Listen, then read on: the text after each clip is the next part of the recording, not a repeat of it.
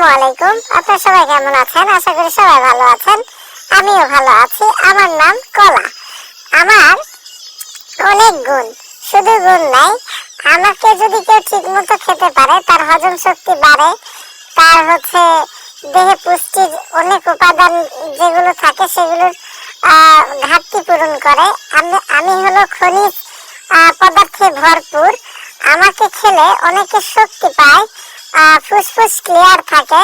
তারপরে আরো একটা বাঙালিরা প্রবাদ আমাকে নিয়ে তৈরি করেছে, সেটা হচ্ছে যে দুধ কলা দিয়ে সাপ পোষেছি।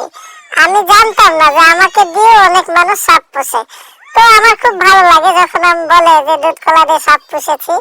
তো ভালোই, এটা অনেক ভালো।